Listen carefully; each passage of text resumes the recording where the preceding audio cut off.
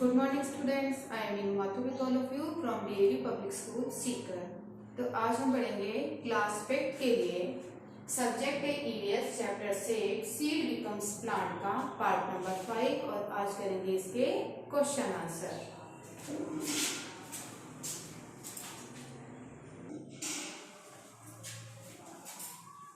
तो देखो इसमें है answer the following questions. Answer the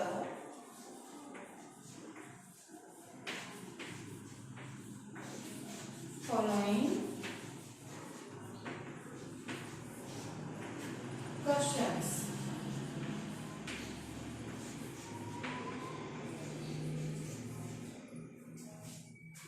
इसमें है क्वेश्चन नंबर 1। क्वेश्चन नंबर 1 है explain about the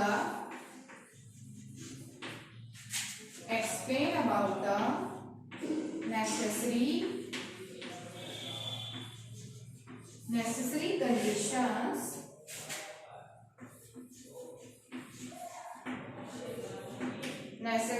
conditions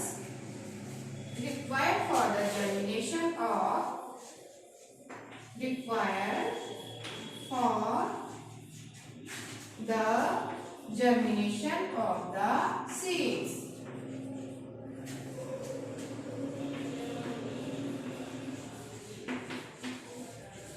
Germination of the seeds. आपको बताया था germination of the seeds. Germination क्या होता है? बीजों का अंकुरित होना, उगना।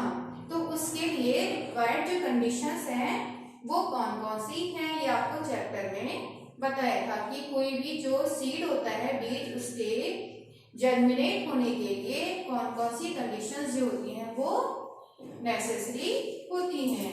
तो इसमें आपको क्या बताया था? Moisture, MOISTUR, moisture, heat and air. आपको बताया था कि मॉइस्चर होना चाहिए मतलब नमी, हीट, थोड़ी सी हीट भी चाहिए, गर्मी, एंड एयर भी होनी चाहिए। And air are required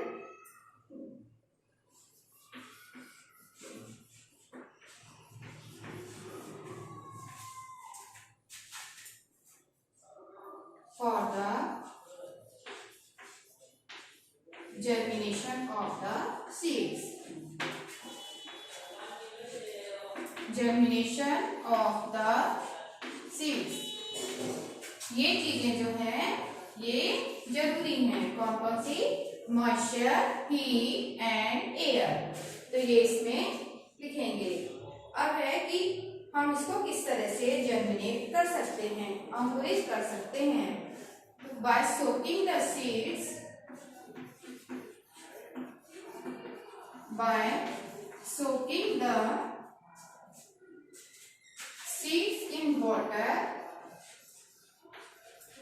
in water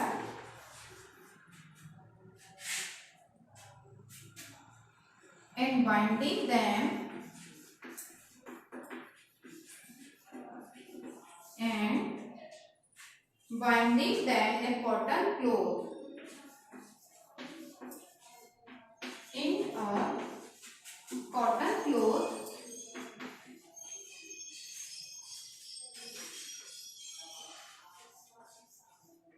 seeds get germinated.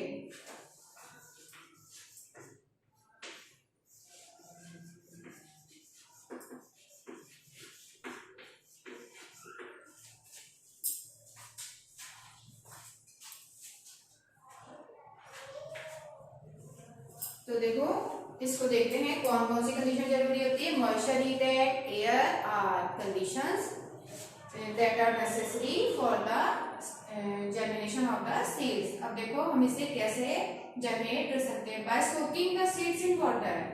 यदि हम पहले तो क्या करेंगे, कोई भी सीड होते हैं उनको क्या करेंगे, वाटर में सोक करेंगे।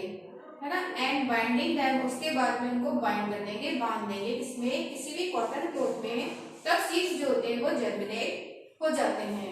तो ये क्वेश्चन आपको समझ में आ गया होगा।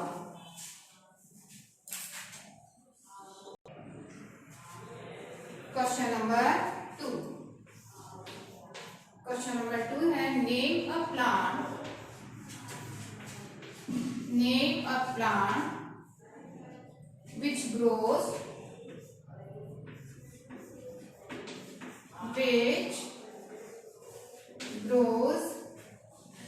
without seed,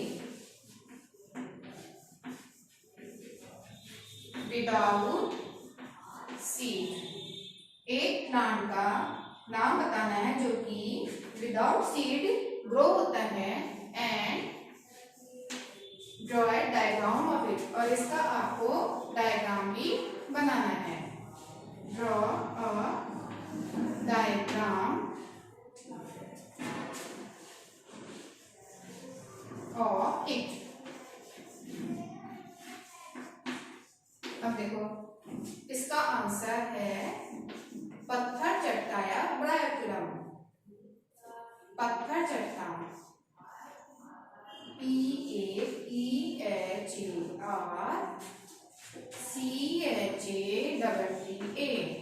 और इसे बायोलॉजिकल जो लैंग्वेज होती है इसमें बोलते हैं इसको ब्रायोफिलम, और जनरल लैंग्वेज में बोलते हैं इसको पत्थर चट्टा।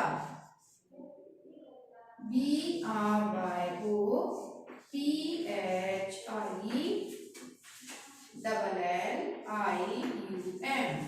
ये है bryophyllum.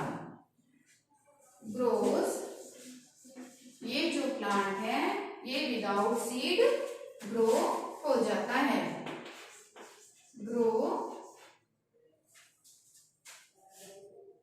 Without seed, grows without seed. अब इसका डायग्राम बना लेते हैं। ये एक पत्थर चट्टा जो होता है ये विदाउट सीड उगता है, और ये उगता कैसे है, लीफ से, बाय लीफ ये उगता है। यदि इसकी लीफ यानी पत्ती को, पत्थर चट्टा जो होता है इसकी पत्ती को यदि हम मिट्टी में रख देते हैं तब क्या होता है, इसके किनारों से छोटे छोटे पौधे, छोटे छोटे जो प्लांट होते हैं वो उगने स्टार्ट हो जाते हैं। तो ये देखो इस तरह का होता है। इसका आपको डायग्राम बनाने के लिए बोला है, तो आप बनाओगे इस तरह से। ये देखो, और ये पत्थर चट्टा जो होता है ये होता है ज्यादातर डेजर्ट एरिया में।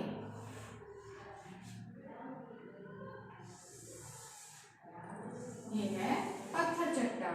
अब देखो इसके ये जो यहाँ पे बर्ड्स होती हैं, उगने की चीजें होती है, यहाँ पर छोटे छोटे प्लांट जो होते हैं ये उग जाते हैं, और इनसे एक नया जो प्लांट होता है, न्यू प्लांट, वो बन जाता है।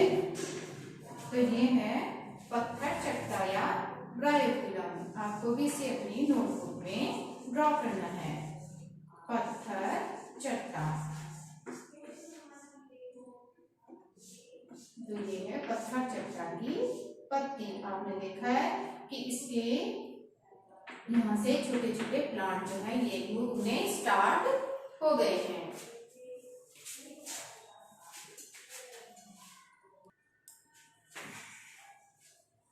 नेक्स्ट क्वेश्चन नंबर 3 है what is dispersal. Question number 3 ये है व्हाट इज डिस्पर्सल। डिस्पर्सल के बारे में आपने इस चैप्टर में पढ़ा था, DISPERSAL। डिस्पर्सल क्या होता है? Answer, seeds are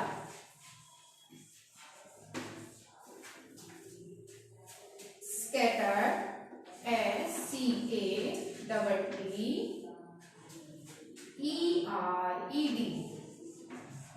scattered in different places,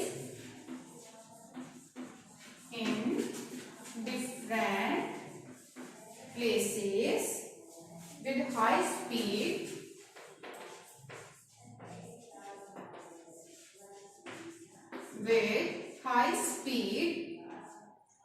wind,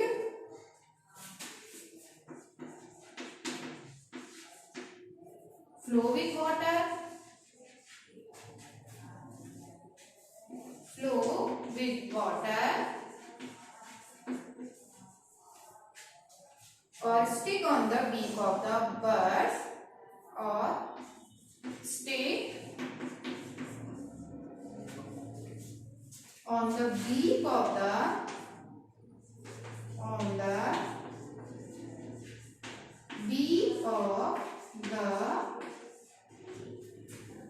birds and body of the animals and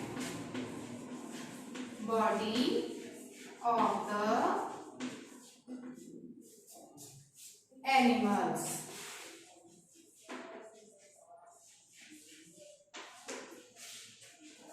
This process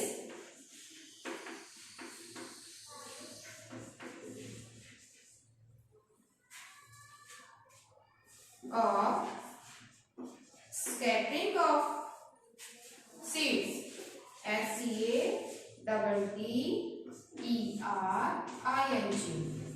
scattering of seeds is known as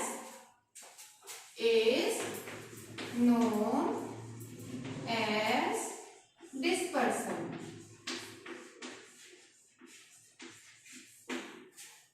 तो देखो इसमें व्हाट इज डिस्पर्सल, डिस्पर्सल कौन सी प्रोसेस होती है।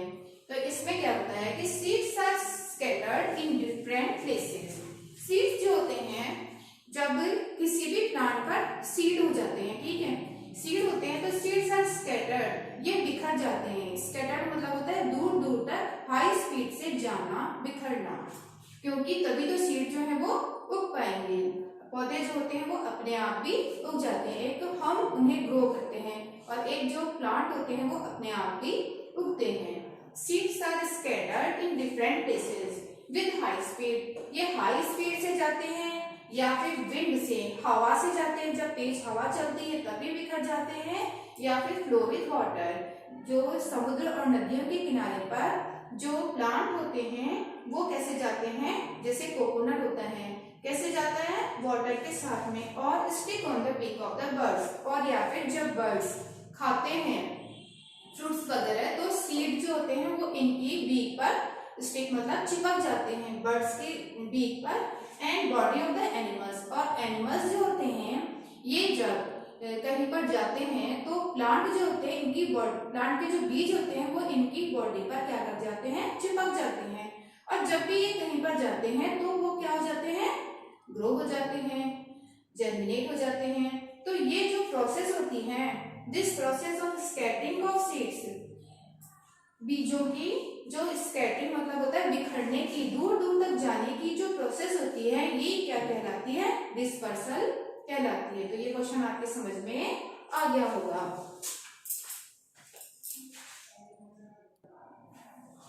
And now the next question is how human beings help in dispersal of seeds. कि human beings कौन है, हम इंसान, हम जो है कैसे हेल्प करते हैं सीड्स के डिस्पर्सल में। तो इसमें आंसर लिखेंगे, when human beings sit near the trees, when human beings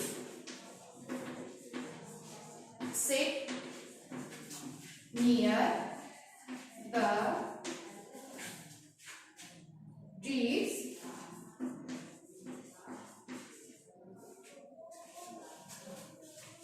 seeds stay to their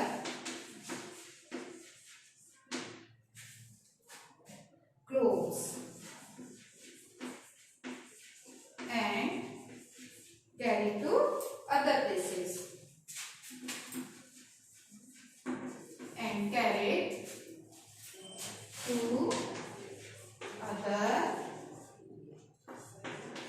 places। देखो इसमें पहला जो रीजन है वो ये है कि when human beings sit near the trees, जब ह्यूमन बींग्स जो होते हैं इंसान पेड़ों के पास में बैठते हैं तो सीड्स जो होते हैं वो क्या हो जाते हैं, स्टिक मतलब चिपक जाते हैं, कहाँ पर, उनके क्लोथ्स में, उनके कपड़ों में चिपक जाते हैं। और जब वो कहीं पर जाते हैं तो वो वहां पर बीज भी उनके साथ साथ चले जाते हैं और वो क्या हो जाते हैं, ग्रो हो जाते हैं and carried to other places, और वो दूसरी जगह पर चले जाते हैं। इसके अलावा ये तो होता है कि हम जानबूझ करके ऐसा नहीं करते हैं, ये जब हम जाते हैं तो क्लोथ्स में वो क्या हो जाते हैं, चिपक जाते हैं। लेकिन हम तो ह्यूमन बींग्स हैं, तो इसके अलावा हम क्या करते हैं, ह्यूमंस ऑल्सो कैरी, हम जानबूझ करके भी कभी जाते हैं ना, also carry seeds to other places, to other places and plant them in forms। तो हम क्या करते हैं, ह्यूमन बींग्स जो हैं ये जानबूझ करके भी सीड्स को लेके जाते हैं। जैसे आपको कोई चीज कहीं पर पसंद आ गई तो उसके बीज आप क्या करोगे, ले जाओगे और उसको कहीं पर भी ग्रो करने की कोशिश करोगे। तो humans also carry seeds to other places, humans जो होते हैं वो बीज लेकर के भी जाते हैं अदर प्लेसेस में और उसके बाद में उनको प्लांट कर देते हैं फॉर्म्स में या पार्क्स में या फिर जहां भी ऊंचाई चाहते हैं वहां पर उनको उगा लेते हैं। तो ऐसे कई फॉरेन कंट्रीज से भी हमारे यहाँ पर सीड्स आए हुए हैं, या हमारे कंट्री से भी फॉरेन में कुछ सीड्स जो है वो गए हैं। जो हम आते हैं और जाते हैं तब क्या करते हैं, सीड वगैरह लेकर के चले जाते हैं और कहीं पर भी उनको उगा लेते हैं। तो ये आपके समझ में आ गया होगा। अब नेक्स्ट है क्वेश्चन नंबर 5। क्वेश्चन नंबर 5 है, right the names of 5 plants, write the names of 5 plants which came to India from foreign countries, which came to India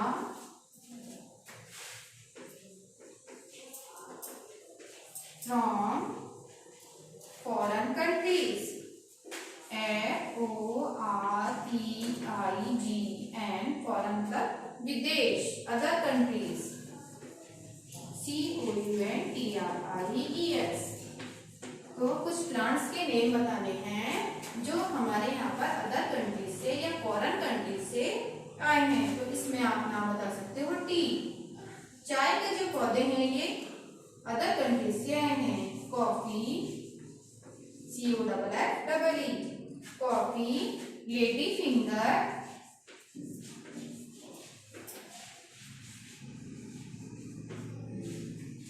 piece, cauliflower. तो ये आपने नाम लिख दिए।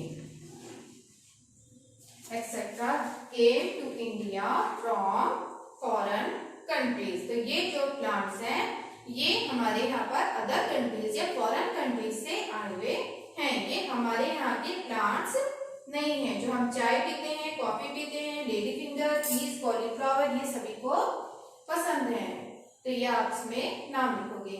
तो ये क्वेश्चन आंसर जो है आपके समझ में आ गए होंगे। You have to do this work in your notebook in neat and clean writing and learn also.